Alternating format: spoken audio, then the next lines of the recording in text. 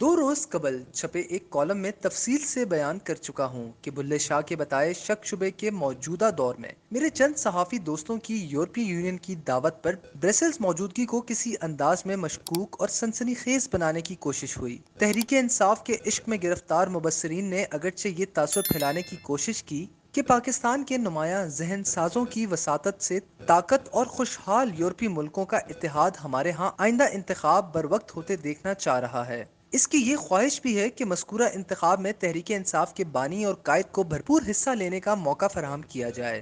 یہ بات تو عرصہ ہوا، یہ مبصرین طے کر چکے ہیں کہ انتخاب صاف اور شفاف ہوئے۔ سابق وزیر اعظم کو ان میں حصہ لینے سے روکا نہ گیا تو تحریک انصاف اگر 2/3 اکثریت سے نہیں تب بھی کم از کم تگڑی اکثریت کے ساتھ منتخب ایوانوں میں لوٹ آئے گی۔ سفارت کاری کا متجسس طالب علم ہوتے ہوئے میں یہ کہانی تسلیم کرنے کو ہرگز رضامند نہیں تھا کہ پاکستان کے چند صحافیوں کے دل تحریک انصاف کی حمایت میں رام کرنے کے لیے انہیں یورپی یونین نے اپنے ہیڈ کوارٹر مدعو کیا تھا۔ انسانی حقوق اور جمہوریت وغیرہ سے یورپی یونین کی محبت مجھ بد نصیب نے اپنی جوانی میں دیکھ رکھی ہے۔ جنرل ضیاء جب اس ملک میں مارشل لاء کے جبری جاہ و جلال کے ساتھ برسر اقتدار تھے تو میرے چند صحافیوں کو ٹکٹکی سے باندھ کر کوڑے لگائے گئے تھے۔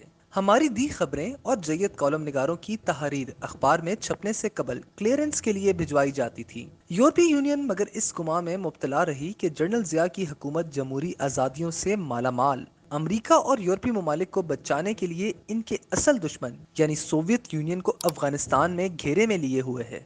ہمارے فوجی آمر آزاد دنیا کی جانب سے ہر نوع کی امداد و معاونت کے مستحق ہیں۔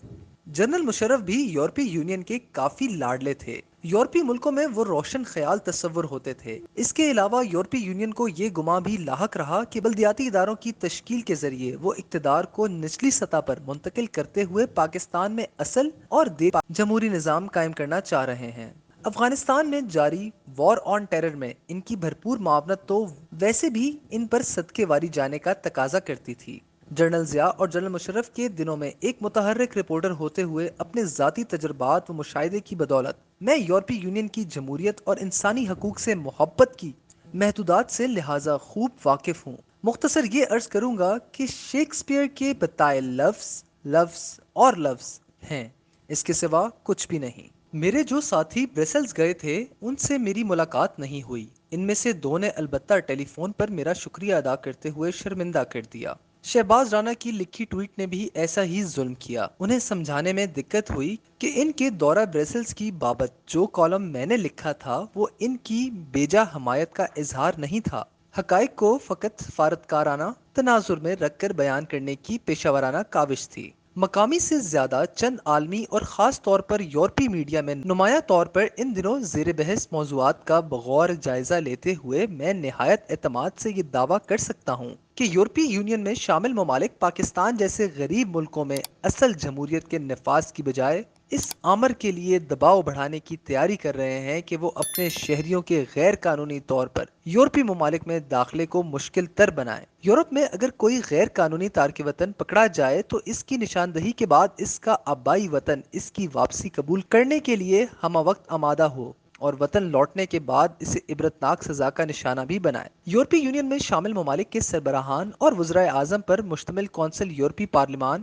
کو اس ضمن میں متعدد قوانین متعارف کروانے کو مجبور کر رہی ہے۔ ان میں یہ تجویز بھی شامل ہے کہ جو ممالک اپنے شہریوں کی غیر قانونی انداز میں یورپ میں داخلے کی ٹھوس انداز میں حوصلہ شکنی نہ کریں ان سے جی ایس پی جیسی سہولتیں واپس لے لی جائیں۔ یاد رہے کہ مذکورہ بندوبست یعنی جی ایس پی کے تحت پاکستان کو ٹیکسٹائل کی مصنوعات یورپ برآمد کرنے میں کافی آسانیاں فراہم کی جاتی ہیں۔ اندھی نفرت و عقیدت میں تقسیم ہوئے پاکستان میں ان دنوں عالمی اموار پر کما حق کا توجہ نہیں دی جا رہی۔ اس کی بدولت ہمارے عوام یہ سمجھنے سے قطعاً قاصر ہیں کہ گزشتہ اپریل سے ان پر نازل ہوئے معاشی عذاب کا کلیدی سبب عالمی منڈی میں پیٹرول کے نرخ بھی ہیں، جن میں روس کے یوکرین پر حملہ آور ہونے کے بعد ناقابل برداشت اضافہ ہوا۔ برطانیہ میں ان دنوں بجلی اور گیس کی قیمتیں آسمان کو چھو رہی ہیں، اگرچہ اس کا مطلب یہ بھی نہیں کہ ہم اپنے اجتماعی اور برسوں سے جاری غیر ذمہ دارانہ پالیسیوں کو موجودہ اقتصادی بحران کا ذمہ دار نہ ٹھہرائیں۔ غذائی اجناس خاص طور پر گندم کی قلت میں بھی یوکرین پر ہوئی وحشیانہ بمباری نے اہم کردار ادا کیا۔ اس طرح ہم یہ بات ابھی تک سمجھ نہیں پائے ہیں کہ گزشتہ 2 دہائیوں سے یورپی ممالک تارکین وطن کی شدید مخالفت ہو رہی ہے۔ ہمارے ہاں اسے اسلاموفوبیا بیان کرتے ہوئے محض مذہبی تعصب تصور کیا جاتا ہے۔ مذہبی تعصب سے کہیں بڑھ کر معاملہ مگر نسلی تعصب کا ہے۔ یورپ میں تیزی سے بڑھتی بے روزگاری کا سبب تارکین وطن کو ٹھہرایا جا رہا ہے، جو مشکل ترین مزدوری سستے داموں کرنے کو تیار ہیں۔ پاکستان اور شام جیسے ملکوں سے آئے تارکین وطن کو اپنی مشکلات کا کلیدی سبب بتانے والے محض لوگوں کے جذبات سے کھیل رہے ہیں۔ ان کے پاس اپنا دعویٰ ثابت کرنے کے لیے ٹھوس اعداد و شمار موجود نہیں۔ ٹھوس اعداد و شمار بلکہ یہ بتاتے ہیں کہ تارکین وطن کسی بھی ملک کی معیشت میں رونق لگانے کے لیے اہم ترین کردار ادا کرتے ہیں۔